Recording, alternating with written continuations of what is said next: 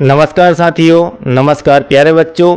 राज्य शिक्षा केंद्र द्वारा पत्र जारी कर नेशनल अचीवमेंट सर्वे परीक्षा और ओलंपियाड एग्ज़ाम 2024 के लिए हिंदी, गणित, सामाजिक विज्ञान और पर्यावरण विषयों के अध्ययन हेतु साप्ताहिक प्रश्नों का शेड्यूल जारी किया गया है, जो कि कक्षा 3 और 6 के लिए है। आज हम इसी दिए गए शेड्यूल के अनुसार कक्षा 6 के सप्ताह 2 के मतलब कक्षा 6 के लिए सेकंड सप्ताह का विषय आज हम कंप्लीट करेंगे। और आज का जो आपका विषय रहेगा, आज के वीडियो का जो कंटेंट का विषय रहेगा वह रहेगा हिंदी, सामाजिक विज्ञान और विज्ञान। तो आप लोगों से निवेदन है कि यदि आपने अब तक चैनल को सब्सक्राइब नहीं किया है तो चैनल को सब्सक्राइब कर लीजिए, बेल आइकन को प्रेस कर लीजिए ताकि आपको नेक्स्ट वीडियो के सप्ताहवार नोटिफिकेशन मिलते रहें, वीडियो मिलते रहें। और यह कार्यक्रम 18 सप्ताह तक चलेगा। 18 सप्ताह तक चलने में आपका पूरा यहाँ पर ओलंपियाड क्वेश्चन बैंक कंप्लीट हो जाएगा। तो चलिए स्टार्ट करते हैं आज का हमारा कंटेंट। हिंदी में आपको क्वेश्चन नंबर 50 से स्टार्ट करना है। इस सेकंड सप्ताह के लिए जो हिंदी विषय है उसके अंदर जो क्वेश्चन सम्मिलित किए गए हैं उन्हीं क्वेश्चनों को हम यहाँ पर कंप्लीट करेंगे। यह रहा आपका क्वेश्चन नंबर 50।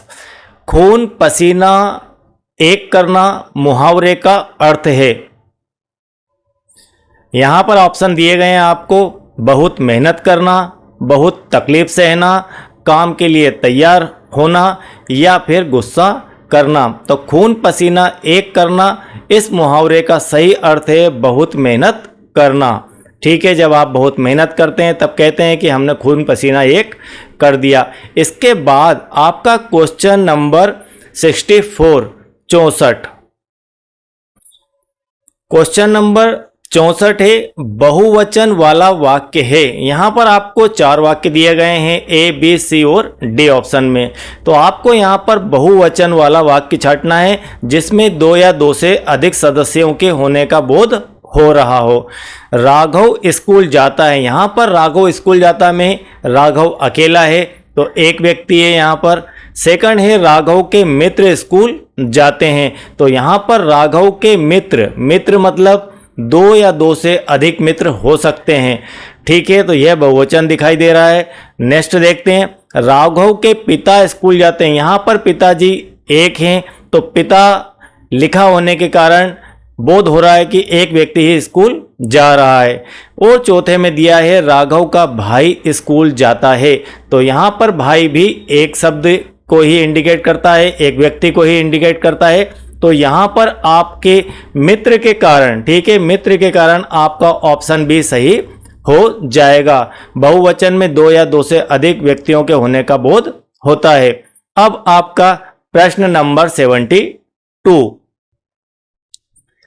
प्रश्न नंबर 72 है आपका, अनुनासिक के प्रयोग से बनने वाला शब्द है। यहाँ पर अनुनासिक के प्रयोग से बनने वाले शब्द से अर्थ है कि जिसमें नाक का प्रयोग हो, नाक से वाइब्रेशन निकालकर, ध्वनि निकालकर और शब्द बना हो। जैसे माँ, तो माँ जो शब्द है इसके अंदर आपको नाक की ध्वनि की आवश्यकता होती है। अकित में बिल्कुल नहीं होती, मजन में नहीं होती, चचल में भी नहीं होते। तो यहाँ पर आपका सही ऑप्शन आ जाएगा माँ। इसके बाद आपका क्वेश्चन नंबर 85। क्वेश्चन नंबर 85 है, सर्वनाम के कितने भेद होते हैं। तो सर्वनाम के कितने भेद होते हैं, यहाँ पर आपको ऑप्शन दिए गए हैं 4, 5, 6 या फिर 7। तो सर्वनाम के आपको याद होना चाहिए कि 6 भेद ही होते हैं। अब प्रश्न नंबर 96। ये रहा आपका प्रश्न नंबर 96। यहाँ पर अर्थ के आधार पर वाक्यों के प्रकार होते हैं। अर्थ के आधार पर वाक्य के कितने प्रकार होते हैं, तो 4 होते हैं या फिर 8 होते हैं, 7 होते हैं या 2 होते हैं। तो इसका सही आंसर आ जाएगा 8 प्रकार होते हैं अर्थों के आधार पर। तो यहाँ पर इस प्रकार से आपके ये हिंदी के क्वेश्चन कंप्लीट होते हैं। इसके बाद आपको एक अनुच्छेद दिया गया है 390 नंबर का, तो अनुच्छेद 390 हम निकालते हैं। ये आपका अनुच्छेद नंबर 390 है। आपको सेकंड वीक के लिए इसे भी सॉल्व करना है। शासकीय प्राथमिक शाला ग्राम बारी देवी, विकासखंड पिपरिया, जिला होशंगाबाद, मध्य प्रदेश। यहाँ पर क्या दिया है इसे पढ़ते हैं, पहले समझते हैं। आप सभी कक्षा तीसरी के विद्यार्थियों को सूचित किया जाता है कि आपका वार्षिक मूल्यांकन दिनांक 16/3/2020 से प्रारंभ होगा। आपका क्या वार्षिक मूल्यांकन कब से प्रारंभ होगा? 16 मार्च 2020 से प्रारंभ होगा, एक तारीख दी गई है। मूल्यांकन हेतु विषयवार समय सारणी इस प्रकार से है, निम्नानुसार है। 16/3/2020 को सोमवार दिन रहेगा और विषय रहेगा हिंदी का। हिंदी का पेपर है। 17 को अंग्रेजी का पेपर है और दिन मंगलवार।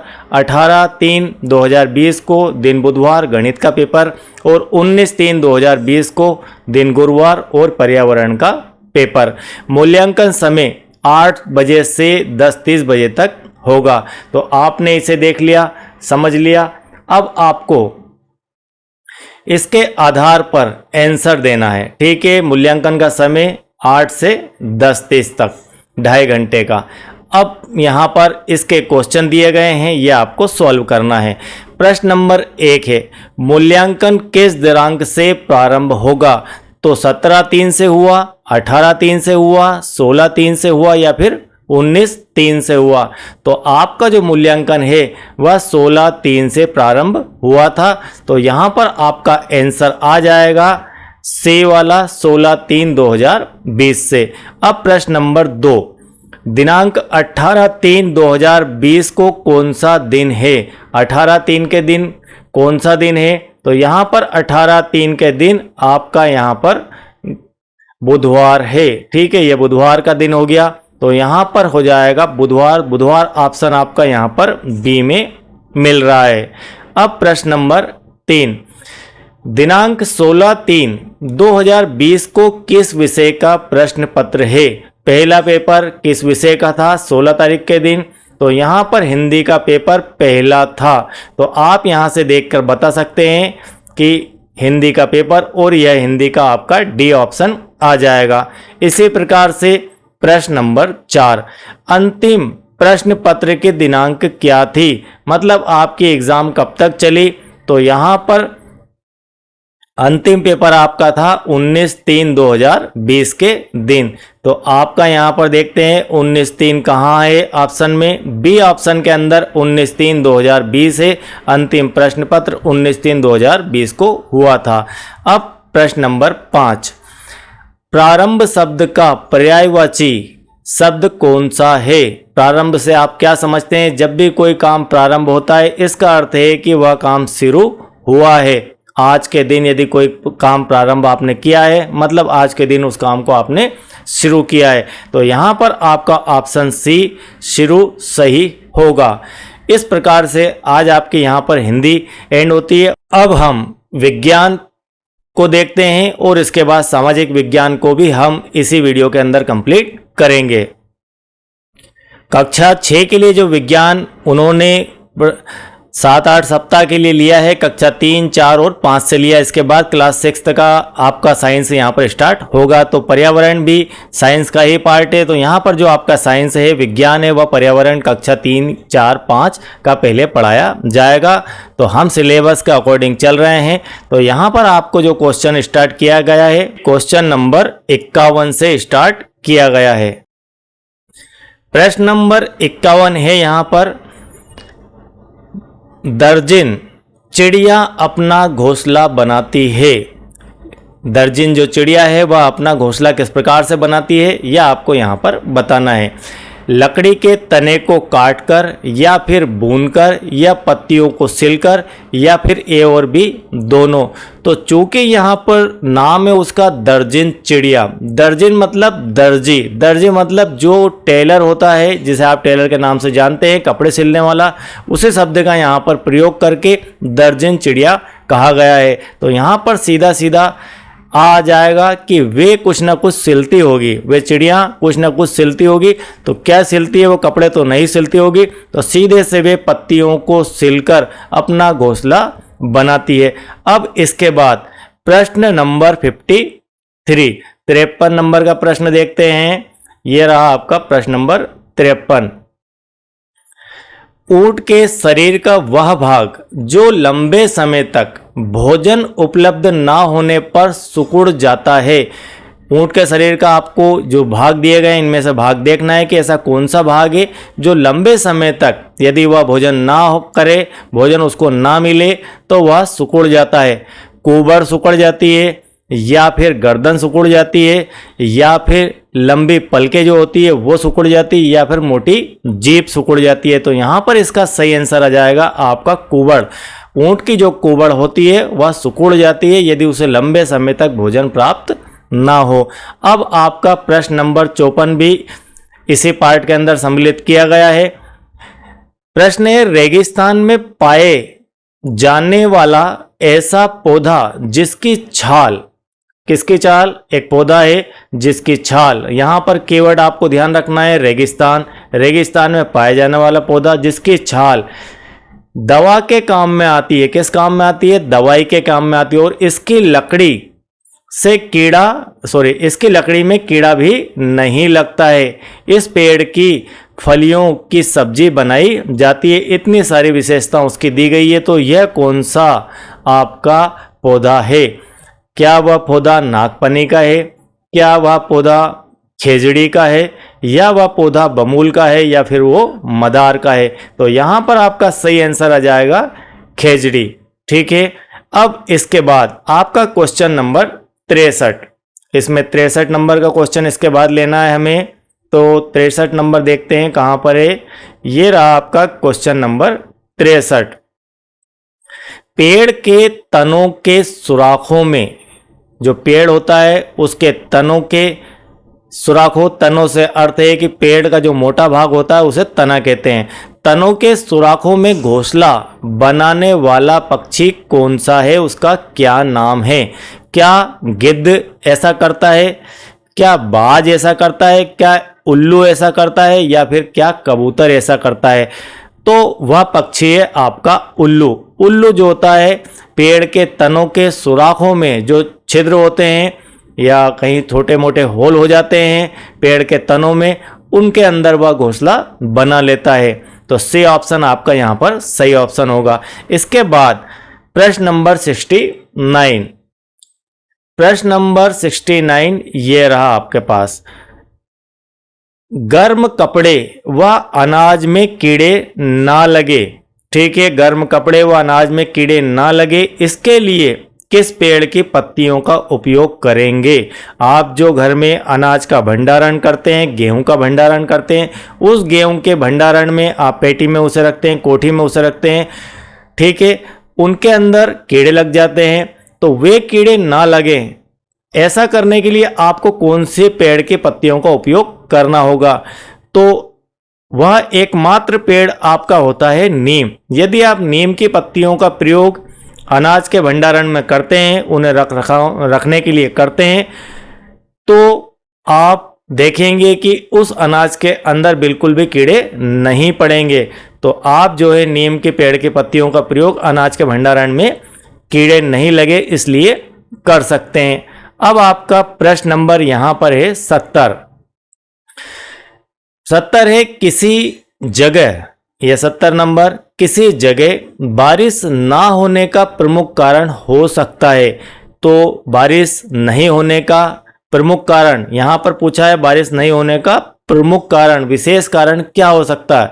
गर्मी का ज्यादा होना, क्या गर्मी के ज्यादा होने से बारिश नहीं होगी? या फिर वृक्षों का ज्यादा होना, क्या यह एक कारण हो सकता है? तो वृक्षों का ज्यादा होना कोई कारण नहीं होता, इसके कारण तो उल्टी बारिश होती है। ठीक है, तो यहां पर ना होने का पूछा जा रहा है।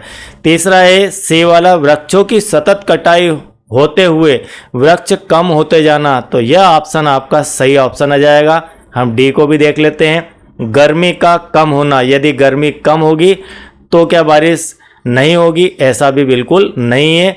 यह बिल्कुल सटीक और सही उत्तर है कि वृक्षों की यदि सतत से अर्थ है कि कंटिन्यू कालांतर में कटाई होती रही, लगातार कटाई होती रही, तो वृक्ष एक दिन समाप्त हो जाएंगे। और यदि आपके वृक्ष समाप्त हो गए, हरियाली समाप्त हो गई, तो बादलों को आकर्षित कौन करेगा? और जब बादलों को आकर्षण नहीं होगा तो धरती पर उस जगह पर बारिश भी नहीं होगी। तो यहां पर सी ऑप्शन हो जाएगा। अब इसके बाद आपका प्रश्न नंबर 73। प्रश्न नंबर 73 ये रहा आपकी स्क्रीन पर। आपके विद्यालय के परिसर में, परिसर से अर्थ है कि आपका जो विद्यालय उसके आसपास का क्षेत्र में कुछ पेड़ पौधे लगे हुए हैं। सभी के विद्यालय के परिसर में कुछ पेड़ पौधे लगे होते हैं। किसी कारणवश उन्हें पानी नहीं मिल रहा है। मान लीजिए कोई कारण है जिसके कारण वहाँ पर उनको पानी नहीं मिल पा रहा है, नहीं दे पा रहे हैं।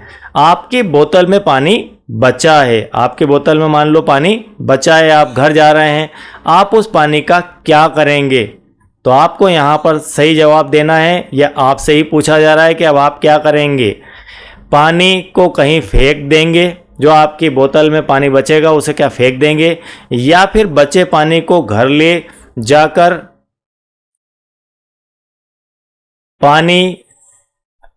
पानी जो बचा है उसे आप घर ले जाएंगे या फिर फेंक देंगे। इस प्रकार दो ऑप्शन हुए। अब सी वाला है, पानी को पौधों में डालकर आप जाएंगे। जो पानी आपका शेष बचा है बोतल के अंदर, क्या उसे आप किसी पौधे के जड़ों में डाल देंगे, या फिर पानी से खेलकर मतलब हाथ वाथ में लेकर आप उसे वैसे ही वेस्टेज फेंक देंगे। तो यहाँ पर सही ऑप्शन आपका आ जाएगा। यह आपकी समझ पर आधारित है। आपकी समझ में यह आना चाहिए कि पानी का सदुपयोग क्या है, पर्यावरण के प्रति आपके क्या दायित्व हैं। तो पानी को हमेशा पौधों में डालना चाहिए, जो भी वेस्टेज पानी आपके पास बचता है। अब प्रश्न नंबर आपका यहाँ पर 81 है। प्रश्न नंबर 81 देखते हैं। ये रहा आपका प्रश्न नंबर 81। प्रश्न नंबर 81 है, 2 गज दूरी मास्क है जरूरी। यह नारा आपने बहुत सुना होगा और फॉलो भी किया होगा। 2 गज दूरी मास्क है जरूरी और बार बार साबुन से हाथ धोना, दोनों नारे किस बीमारी की ओर संकेत करते हैं? तो यह 2021-22 में एक दौर था कोरोना का, जिसको नाम दिया गया था कोविड-19। और उस दौर में 2 गज दूरी, मास्क है जरूरी और बार बार साबुन से हाथ धोना ही जान बचा पाया। और उस बीमारी का नाम है आपके कोरोना-19, जिसे आप कोविड-19 भी कहते हैं। कोरोना वायरस था और कोविड-19 उस समय उसको नाम दिया गया। मलेरिया, पोलियो और हैजा के दौरान इस प्रकार के कोई नारे नहीं दिए गए। हालांकि पोलियो का भी अपना नारा है, मलेरिया का भी अपना नारा और हैजा का भी अपना नारा है, लेकिन ये नारे उसके नहीं है, ये कोरोना के थे। अब प्रश्न नंबर 82। प्रश्न नंबर 82 भी जस्ट यहीं पर है। आपके घर में जब सब्जियां और फल आते हैं और आप उन्हें बाल्टी या टब में पानी भरकर धोते हैं, तब उस पानी का उपयोग आपके हिसाब से सही नहीं है। ठीक है, प्रश्न पूरा समझ में शायद आपको आ गया होगा। नहीं आया है तो हम एक बार वो रिपीट करते हैं। आपके घर में जब सब्जियां और फल आप लेकर आते हैं बाजार से और आप उन्हें बाल्टी या टब में पानी भरकर धोते हैं, तो पानी बचता है, सब्जियां बाहर निकाल लेते हैं, तब उस पानी का उपयोग आपके हिसाब से सही नहीं है। ठीक है, आपको बताना है क्या सही नहीं है। पानी को फेंक दिया जाए, क्या यह सही नहीं है? या पानी से शौचालय की साफ सफाई कर दी जाए, यह सही नहीं है? या पानी को पेड़ पौधों में डाल दिया जाए, यह सही नहीं है? या फिर घरेलू वाहन को धो सकते हैं, यह सही नहीं है? तो आपका पहला ऑप्शन यहाँ पर सही नहीं है। पानी को फेंक दिया जाए, ऐसा हमें नहीं करना चाहिए। पानी को आप शौचालय की साफ सफाई में भी उपयोग कर सकते हैं, पेड़ पौधों में भी डाल सकते हैं और घरेलू वाहन को भी धो सकते हैं। तो आपका ऑप्शन ए यहाँ पर करेक्ट हो जाएगा। तो इस प्रकार के प्रश्नों में जब आपको नहीं देता है तो बहुत ही कन्फ्यूज़न आपको होता है, लेकिन आपको कन्फ्यूज़ नहीं होना है। अब प्रश्न नंबर 82 के बाद है 91, 91। प्रश्न नंबर 91 यह रहा आपका, स्वस्थ रहने के लिए आपको कौन से आहार नहीं करना चाहिए? क्या नहीं करना चाहिए? कौन से आहार नहीं लेना चाहिए? कौन सा भोजन नहीं करना चाहिए? क्या केक, बिस्कुट, तली हुई चीज़ें नहीं खाना चाहिए? क्या दूध और फल नहीं लेना चाहिए? क्या अंकुरित अनाज नहीं खाना चाहिए? या फिर सलाद या कच्ची सब्जियों को नहीं खाना चाहिए? तो यहाँ पर नहीं के कारण ये सब आपको करना चाहिए, लेकिन नहीं क्या करना चाहिए? केक, बिस्किट, तली हुई चीज़ें आपको विशेष रूप से नहीं खाना चाहिए स्वस्थ रहने के लिए। अब प्रश्न नंबर 106। प्रश्न नंबर 106 ये रहा आपकी स्क्रीन पर। आप अपने पिताजी के साथ मोटरसाइकिल पर जा रहे हैं। कौन से वाहन से जा रहे हैं? मोटरसाइकिल से जा रहे हैं। अचानक आपके पापा को यातायात संकेत पर लाल बत्ती दिखाई देती है। मान लीजिए आप कहीं जा रहे हैं, ये बत्तियां दी गई है और रोड के ऊपर इस प्रकार की बत्तियां दी होती है जब आप महानगरों से गुजरते हैं। तो लाल बत्ती दिखाई देती है। इसमें कौन सी बत्ती दिखाई देती है? यहाँ पर लाल, ठीक है, रेड कलर की बत्ती इसमें दिखाई देती है। पापा को क्या करना चाहिए? आपके पिताजी को उस समय क्या करना चाहिए? आपका वाहन है मोटरसाइकिल। चलते रहना चाहिए, बाइक रोक देनी चाहिए, अधिक गति से बाइक चलाना चाहिए, या फिर कम गति से बाइक को चलाना चाहिए। तो यहाँ पर आपका जो प्रश्न नंबर 106 है, इसमें आपको रेड कलर की बत्ती का मतलब समझ में यदि आता है तो आप उसको ढूंढ लेंगे। रेड कलर की बत्ती जब आपके ट्रैफिक के दौरान मिलती है, रोड पर मिलती है, इसका अर्थ है कि आपको वहाँ पर खड़े हो जाना है। अब आप रोड पार नहीं करेंगे, ग्रीन बत्ती जब स्टार्ट होगी तब करेंगे। तो यहाँ पर आपको बाइक को रोक देना चाहिए। तो प्रश्न नंबर 106 यहाँ पर कंप्लीट होता है। इसके बाद प्रश्न नंबर 108, ये रहा आपका प्रश्न नंबर 108। सड़क पर चलते हुए आपको नीचे दिया गया यातायात का चिन्ह दिखाई देता है। यह चित्र आपको क्या बताता है? क्या बता रहा है ये चित्र? पैदल जाना मना है, पैदल जाना है, रुक जाइए, ठीक है, रुक जाएं, खड़ा होना मना है। तो यहाँ पर सही ऑप्शन आएगा इसका, रुक जाएं। यहाँ पर आप चल रहे हैं और चलते हुए और एक गोला और उसमें क्रॉस, इसका अर्थ है कि यह आपको नहीं करना है। ये जो चिन्ह है ये मनाही का चिन्ह है। किसका चिन्ह है? मनाही का, नहीं का चिन्ह है। आपको यह नहीं करना है, अब आपको रुकना है, ठीक है, चलना नहीं है। 108 के बाद प्रश्न नंबर 117। प्रश्न नंबर 117 ये रहा आपकी स्क्रीन पर। दिए गए कार्यों में से किस कार्य में आपको मिलजुल कर कार्य करने की आवश्यकता होगी? इन दिए गए कार्यों में से कौन सा कार्य आप मिलजुल कर कंप्लीट करेंगे? तो यहाँ पर स्कूल परिसर को साफ सुथरा करने में आप सब मिलकर करेंगे, या स्वयं के बैग की सफाई करने में आप पूरी क्लास को लगा लेंगे, या फिर स्वयं के कपड़ों को आप साफ करेंगे तो क्या पूरी क्लास को लगा लेंगे, पूरे मोहल्ले को लगा लेंगे, या स्वयं के जूतों को व्यवस्थित करने में आप पूरी क्लास की मदद लेंगे, मिलजुल कर करेंगे? तो यहाँ पर ए ऑप्शन आपका सही आ जाएगा। स्कूल परिसर की साफ सफाई ही मात्र आप इन दिए गए ऑप्शनों में मिलजुल कर सकते हैं। इसके बाद प्रश्न नंबर 146। आपको एक एक चीज़ बिल्कुल डिटेल में यहाँ पर मिल रही है, इसलिए चैनल को सब्सक्राइब जरूर कर लेना यदि आपने नहीं किया है तो। प्रश्न नंबर 146 ये रहा आपकी स्क्रीन पर, ठीक है। यहाँ पर आपको एक चार्ट दिया गया है।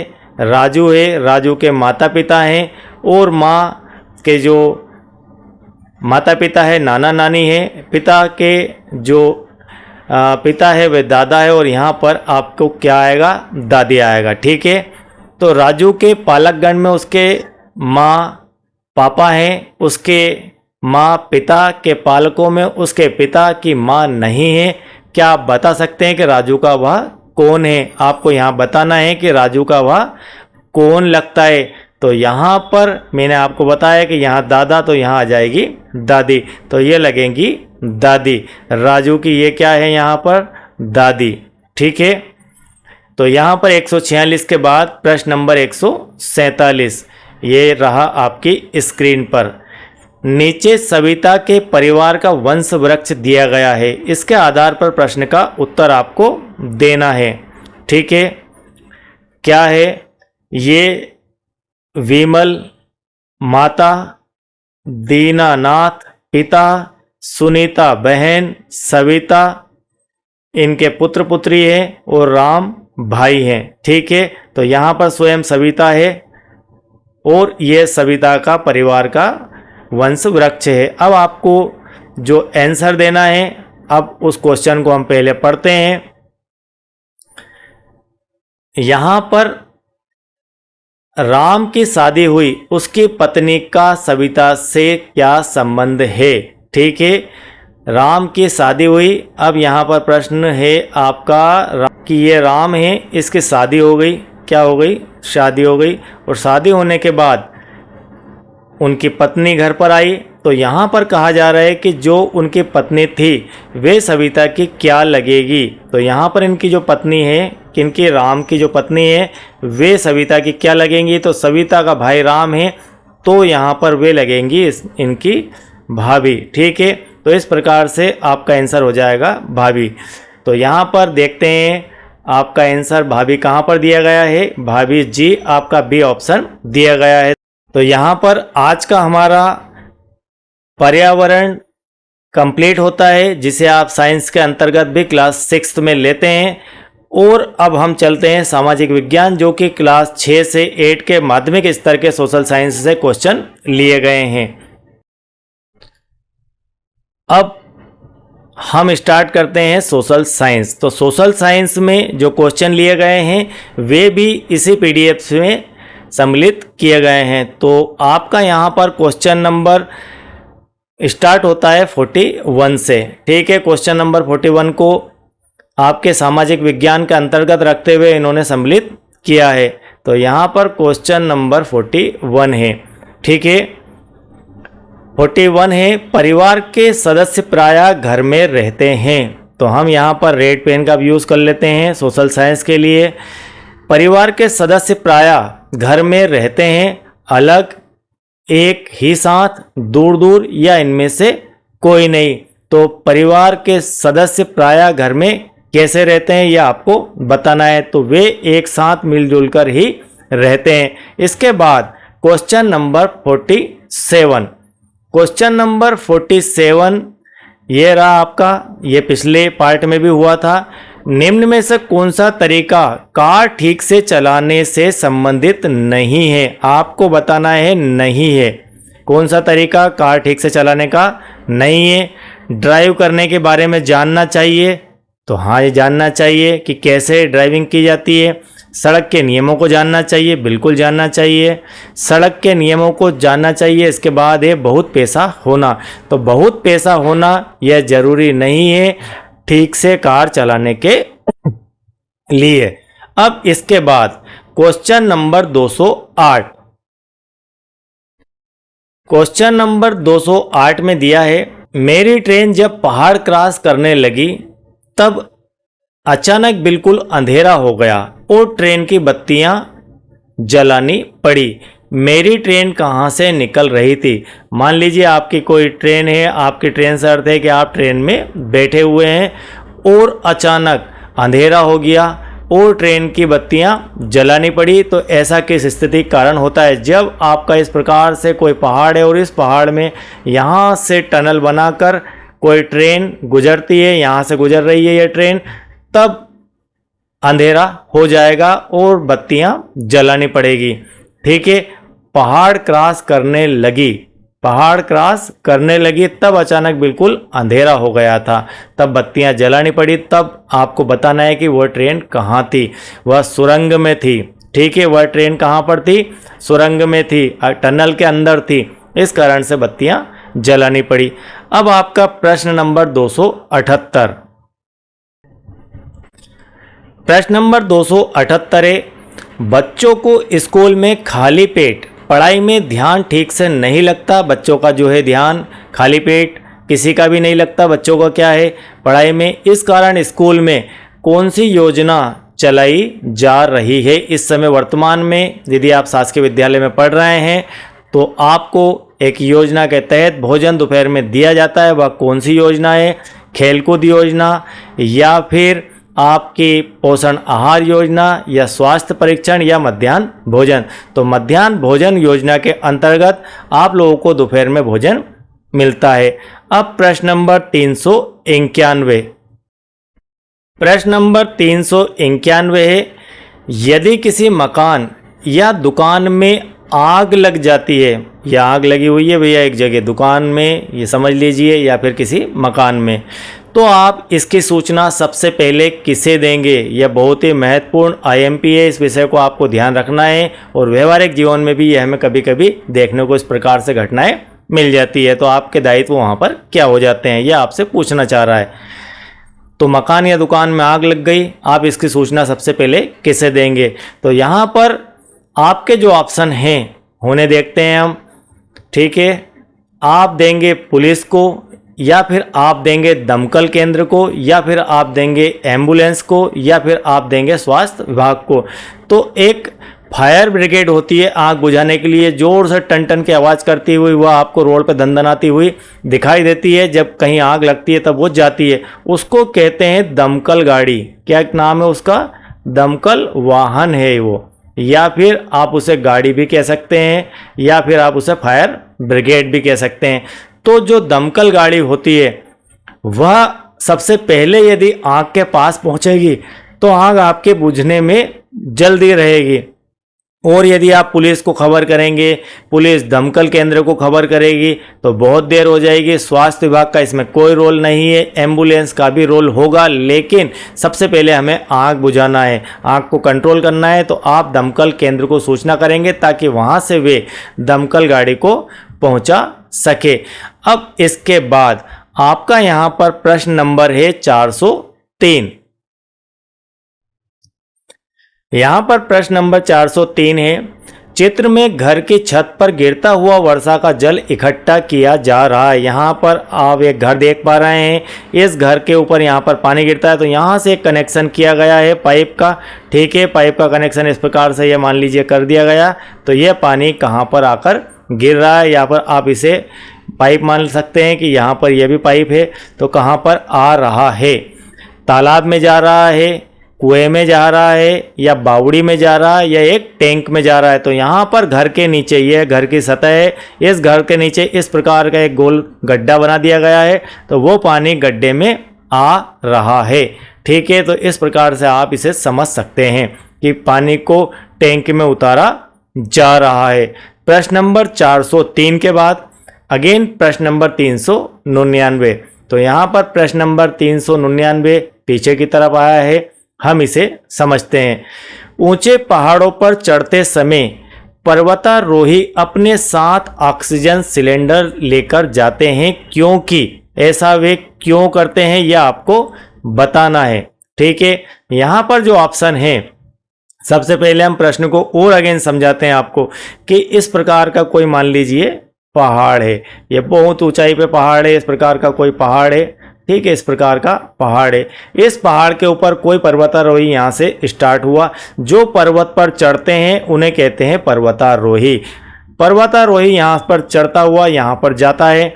तो पर्वतारोही जब यहाँ पर चढ़ता है तब अपने साथ में ये देख पा रहे होंगे एक सिलेंडर लगा हुआ है, तो ये सिलेंडर साथ में ले जाता है। ये सिलेंडर किस चीज़ का है? ऑक्सीजन का सिलेंडर। और आप जानते हैं कि ऑक्सीजन हमें सांस के माध्यम से अंदर ले जाने के लिए चाहिए, ठीक है। यदि हम ऑक्सीजन को नहीं लेंगे श्वसन तंत्र में मिस्टेक खड़ी हो जाएगी, और यदि ऑक्सीजन की कमी हो गई तो आप वहाँ पर जान भी गंवा सकते हैं। तो आपके जीने के लिए ऑक्सीजन बहुत ही ज़रूरी है, इसलिए वे ऑक्सीजन ले जाते हैं। लेकिन हम नीचे तो ऑक्सीजन नहीं रखते, पहाड़ के ऊपर जाने पर आपको आवश्यकता क्यों लगती है ऑक्सीजन की? तो जैसे जैसे आप पृथ्वी से, ये आपकी पृथ्वी है, इससे जैसे जैसे आप ऊंचाई पर जाएंगे आपका O2 का लेवल, ऑक्सीजन का लेवल कम होता चला जाएगा। ऑक्सीजन यहाँ पर घटती चली जाएगी। कैसी होगी? घटती चली जाएगी। यहाँ पर मान लीजिए यदि 100 है तो यहाँ पर वह 10 ही रह जाएगी, मतलब आपको सांस लेने में परेशानी होगी। आप प्रश्न समझ गए होंगे पूरी तरह से। अब आप ऑप्शन पर विचार कीजिए क्या होगा। पहाड़ों पर खाना बनाने के लिए, तो ऐसा तो बिल्कुल नहीं है। पहाड़ों पर चढ़ते समय सांस लेने के लिए, तो यह ऑप्शन आपका बिल्कुल सही होगा कि जैसे जैसे आप ऊंचाई पर जाएंगे ऑक्सीजन का लेवल कम होगा और उसके कारण से आपको सांस लेने में तकलीफ होगी, तो आप वहां पर अपने साथ ऑक्सीजन का सिलेंडर लेकर जाएंगे।